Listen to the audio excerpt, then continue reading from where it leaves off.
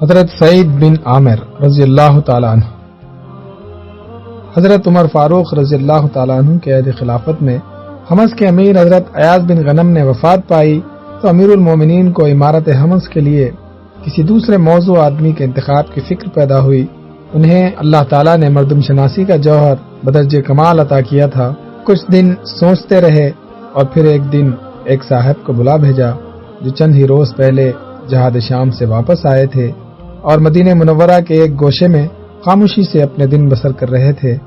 فاروق اعظم کا پیغام ملتے ہی 30-35 برس کی عمر کے یہ صاحب ملگوجے کپڑوں میں ملبوس فوراً بارگاہ خلافت میں حاضر ہو گئے۔ ان کے سستے ہوئے چہرے اور نیم و آنکھوں سے صاف ظاہر ہوتا تھا وہ ایک عابد شب زندہ دار اور نہایت حیادار آدمی ہیں۔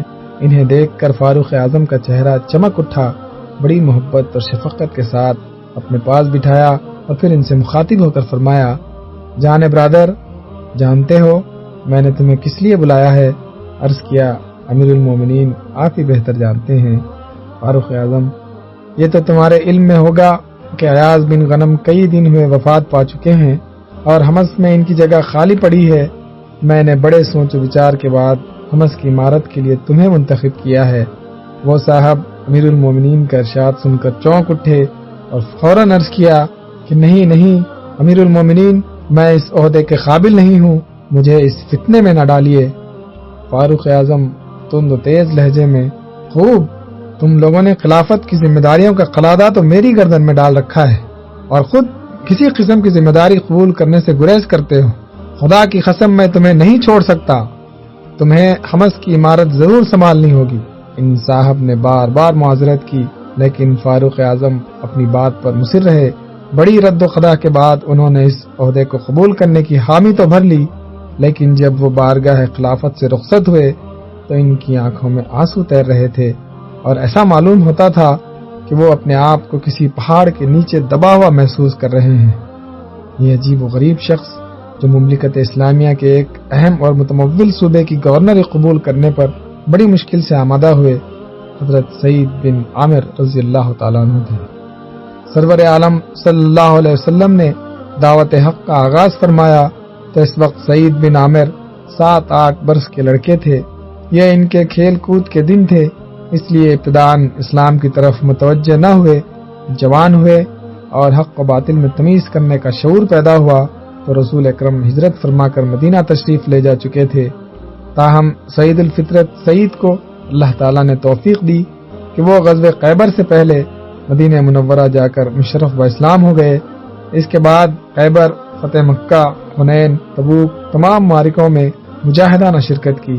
سرور کونین صلی اللہ علیہ وسلم نے مثال فرمایا تو وہ شکستہ دل ہو کر کنج عزلت میں بیٹھ گئے، سارا وقت عبادت میں گزارنے لگے، لیکن شوق جہاد نے انہیں زیادہ دیر گھر میں نہ بیٹھنے دیا۔ صدیق اکبر کے عہد خلافت میں شام پر لشکر کشی ہوئی تو وہ بھی مجاہدین میں شامل ہو گئے۔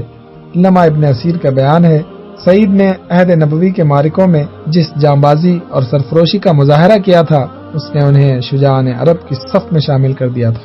چنانچہ جنگ قنصرین میں جب حضرت خالد بن ولید نے ایک خاص مہم کے لیے 10 آزمودہ کار جنگجوؤں کو منتخب کیا تو ان 10 میں ایک سعید بن عامر بھی تھے۔ صدیق اکبر کی رحلت کے بعد وہ مدینہ آئے ہوئے تھے کہ یرموک کا معرکہ شروع ہو گیا۔ اس جنگ میں رومیوں نے اپنی ساری قوت جمع کر کے مسلمانوں کے مقابلے پر لا ڈالی۔ مسلمانوں کی تعداد رومیوں کی نسبت بہت کم تھی، اس لیے سپہ سالار حضرت ابو عبیدہ بن الجراح نے دارالخلافہ سے مدد طلب کی۔ ان کا پیغام ملتے ہی حضرت عمر فاروق نے سعید بن عامر کو بلا بھیجا اور 1000 سوار دے کر انہیں فوراً یرموک روانہ کر دیا اور ساتھ ہی حضرت ابو عبیدہ کو کہلا بھیجا کہ جلد ہی مزید کمک آپ کو پہنچ جائے گی۔ اس نے اتفاق سے جس دن حضرت ابو عبیدہ کا قاصد ان کے پاس واپس پہنچا اسی دن حضرت سعید بھی 1000 جانبازوں کے ساتھ ان کے پاس پہنچ گئے۔ ان کے آنے سے مسلمانوں کو بڑی تقویت پہنچی اور انہوں نے بڑے عزم اور حوصلے کے ساتھ لڑائی کی تیاریاں شروع کر دیں۔ شام کی قسمت کا فیصلہ کر دینے والی اس ہولناک لڑائی میں حضرت سعید بن عامر نے حیرت انگیز شجاعت اور ثابت قدمی کا مظاہرہ کیا اور نازک سے نازک موقع پر بھی ان کے پائے استقلال میں لغزش نہیں آئی۔ میدان کارزار میں وہ کئی دفعہ رومیوں کے نرغے میں آ گئے لیکن ان کی شمشیر نے ہر بار دشمن کا حصار توڑ دیا اور وہ صحیح سلامت اپنے ساتھیوں سے آن ملے۔ یرموک کے بعد انہوں نے شام کے کچھ اور معرکوں میں بھی داد شجاعت دی اور پھر مدینہ منورہ واپس آ کر حسب سابق گوشے عبادت میں بیٹھ گئے۔ اسی زمانے میں والی حمص حضرت ایاز بن غنم نے وفات پائی اور ان کی جانشینی کے لیے فاروق اعظم کی نگاہ انتخاب حضرت سعید بن عامر پر پڑی۔ حضرت سعید رضی اللہ تعالیٰ عنہ فاروق اعظم کے اصرار سے مجبور ہو کر حمص گئے تو انہوں نے اپنے فرائض عمارت اس انداز سے انجام دیے کہ یگانے اور بیگانے سب ان کے گرویدہ ہو گئے۔ حضرت عمر فاروق رضی اللہ تعالیٰ عنہ اپنے عمال حکومت پر بڑی کڑی نظر رکھتے تھے۔ ان کے کانوں تک سعید کے حسن انتظام کی خبریں پہنچی تو بہت خوش ہوئے۔ ایک بار وہ مدینہ آئے تو ان سے پوچھا، سعید، شام کے لوگ کیوں تمہارے شیدائی ہیں؟ عرض کیا، امیر المومنین، میں گلہ بانی کے ساتھ گلے کی غمخواری بھی کرتا ہوں۔ حضرت سعید کے اس جواب میں کوئی مبالغہ نہ تھا۔ ان کی گلہ بانی اور غمخواری کی یہ کیفیت تھی، جو تنخواہ ملتی اس میں سے چند درہم کھانے پینے کے سامان پر صرف کرتے اور باقی سب رقم راہ خدا میں لٹا دیتے۔ جب بیوی پوچھتی کہ تنخواہ کی باقی رقم کہاں ہے تو کہتے قرض دے دیا ہے۔ قرض دینے سے ان کی مراد یہ ہوتی تھی یہ رقم راہ خدا میں خرچ کر ڈالی ہے، کیونکہ قرآن حکیم میں اسے قرض حسنہ کا نام دیا گیا ہے۔ ایک دفعہ کچھ لوگ وفد کی شکل میں حضرت سعید کے پاس گئے اور کہا، اے امیر، آپ کو ہم نے ہمیشہ نادار اور مفلس پایا ہے، آخر آپ کے کنبے کا بھی تو آپ پر کچھ حق ہے، اپنے ہاتھ کو اتنا کشادہ نہ رکھیں اور اپنے اہل و عیال کا بھی خیال رکھا کریں۔ حضرت سعید نے جواب دیا، یہ میرے بس کی بات نہیں، مجھے تو فقر و غنا ہی پسند ہے، کیونکہ میں نے اپنے آقا نامدار سے سنا ہے کہ فقراء مومنین دوسرے لوگوں سے 70 سال پہلے جنت میں داخل ہوں گے۔ اور واقعی حضرت سعید کے زہد و قناعت کی شان تھی کہ عام غربا اور مساکین اور امیر حمص کے درمیان کوئی فرق نہ رہا۔ ایک بار حضرت عمر فاروق شام کے دورے پر تشریف لے گئے۔ حمص پہنچ کر آپ نے وہاں کے سربراوردہ لوگوں سے کہا کہ حمص کے فقراء اور مساکین کی ایک فہرست تیار کر کے لاؤ تاکہ ان کے گزر اوقات کا انتظام کیا جائے۔ جب فہرست تیار ہو کر فاروق اعظم کے سامنے آئی تو سر فہرست سعید بن عامر کا نام درج تھا۔ پوچھا، یہ سعید بن عامر کون ہے؟ لوگوں نے کہا، ہمارے امیر المومنین نے حیران ہو کر کہا، ان کو جو تنخواہ ملتی ہے اس کا کیا کرتے ہیں؟ لوگوں نے کہا، جو کچھ انہیں ملتا ہے دوسرے حاجت مندوں پر صرف کر دیتے ہیں۔ یہ سن کر فاروق اعظم چشم پر آب ہو گئے۔ فوراً 1000 دینار کی تھیلی سعید کے پاس یہ کہلا کر بھیجی کہ اسے اپنی ضرورتوں پر خرچ کریں۔ جب قاصد نے یہ رقم سعید بن عامر کو دی تو بے اختیار ان کے منہ سے نکلا، ان للہ و انا الیہ راجعون۔ بیوی کی کانوں میں یہ آواز پڑی تو دوڑی آئیں اور پوچھا، خیر تو ہے؟ کیا امیر المومنین نے وفات پائی؟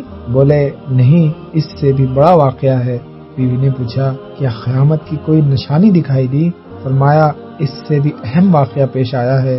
بیوی بولی، آخر کچھ تو بتائیں کہ معاملہ کیا ہے؟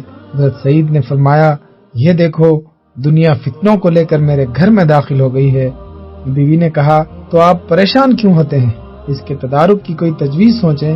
حضرت سعید نے ساری رقم ایک توبڑے میں ڈال دی اور خود نماز کے لیے کھڑے ہو گئے۔ ساری رات عبادت میں گزر گئی۔ صبح ہوئی تو دیکھا اسلامی فوج ان کے گھر کے سامنے سے گزر رہی ہے۔ انہوں نے فوراً وہ رقم توبڑے سے نکالی اور وہیں کھڑے کھڑے تمام کی تمام مجاہدین میں تقسیم کر دی۔ ایک اور موقع پر فاروق اعظم نے پھر 1000 دینار حضرت سعید بن عامر کے پاس یہ کہہ کر بھیجے کہ انہیں ذاتی تصرف میں لاؤ۔ سعید کی اہلیہ نے ان سے کہا، ہمارے پاس کوئی خادم نہیں ہے، بہتر یہ ہے کہ اس رقم سے ایک غلام خرید لیا جائے۔ حضرت سعید نے فرمایا، کیا اس سے یہ بہتر نہیں ہے کہ یہ رقم ان لوگوں میں تقسیم کر دی جائے جو ہم سے بھی زیادہ محتاج اور نادار ہیں؟ بیوی بھی نیک بخت تھیں، رضامند ہو گئیں اور حضرت سعید نے یہ تمام رقم بیواؤں، یتیموں، بیماروں اور مسکینوں میں تقسیم کر دی۔ ایک دفعہ اہل حمص نے فاروق اعظم کی خدمت میں حضرت سعید بن عامر کے خلاف کچھ شکایتیں پیش کی۔ ان کی تفصیل یہ ہے: نمبر 1، جب تک کافی دن نہیں نکل آتا سعید گھر سے باہر نہیں نکلتے۔ نمبر 2، رات کو کوئی آواز دیتا ہے تو وہ جواب نہیں دیتے۔ نمبر 3، وقتاً فوقتاً انہیں جنون کے دورے پڑتے ہیں۔ نمبر 4، مہینے میں 1 دن گھر کے اندر رہتے ہیں اور بالکل باہر نہیں نکلتے۔ فاروق اعظم نے تحقیق کے لیے حضرت سعید کو مدینہ طلب کیا۔ سعید اس شان سے مدینہ پہنچے پیون لگے کپڑے زیب تن تھے، ایک ہاتھ میں عصا اور دوسرے میں کھانے کے لیے ایک پیالہ تھا۔ امیر المومنین نے پوچھا، بس تمہارے پاس یہی سامان ہے؟ عرض کی، اس سے زیادہ کسی چیز کی حاجت نہیں، عصا پر ذات راہ لٹکاتا ہوں، پیالے میں کھاتا ہوں۔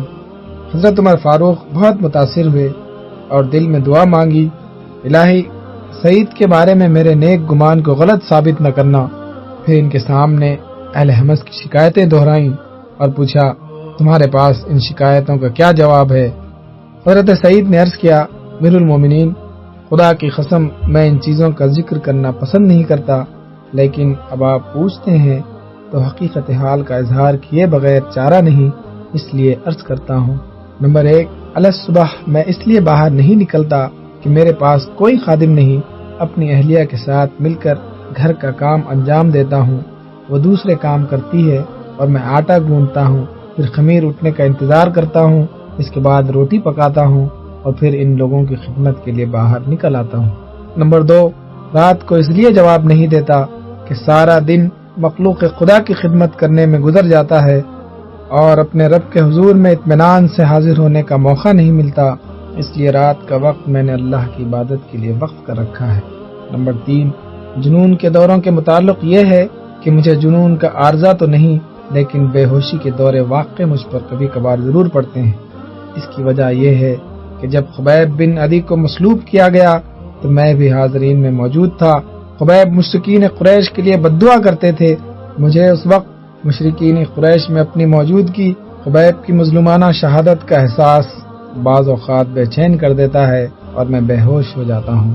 نمبر 4، مہینے میں ایک دن میں اس لیے باہر نہیں نکلتا کہ میرے پاس کپڑوں کا صرف ایک ہی جوڑا ہے، جب یہ میلا ہو جاتا ہے تو اسی کو دھو کر پہنتا ہوں۔ مہینے میں ایک دفعہ ضرور اپنے کپڑے دھوتا ہوں، جب وہ سوکھ جاتے ہیں تو انہیں پہن کر باہر نکلتا ہوں۔ اس وقت دن کا بڑا حصہ گزر جاتا ہے، اس لیے لوگوں سے نہیں مل سکتا۔ حضرت سعید کے جوابات سن کر فاروق اعظم کا چہرہ خوشی سے دمک اٹھا اور انہوں نے فرمایا، سعید، تمہارے متعلق میرا نیک گمان صحیح نکلا، اب حمص واپس جاؤ اور اسی طرح مخلوق خدا کی خدمت کرتے رہو۔ حضرت سعید نے عرض کیا، امیر المومنین، مجھے اب بار امارت سے سبکدوش کر دیجیے۔ ہرگز نہیں، خدا کی قسم تمہیں ضرور حمص واپس جانا ہوگا، تمہارے جیسا گلہ بان اور غمخوار ان لوگوں کو میسر نہیں آئے گا۔ فاروق اعظم کے اصرار سے مجبور ہو کر حضرت سعید واپس حمص تشریف لے گئے، لیکن انہیں وہاں گئے ابھی تھوڑا ہی عرصہ گزرا تھا کہ خالق حقیقی کی طرف سے بلاوا آ گیا اور 19 ہجری یا 21 ہجری میں انہوں نے 40 سال کی عمر میں داعی اجل کو لبیک کہا، رضی اللہ تعالیٰ عنہ۔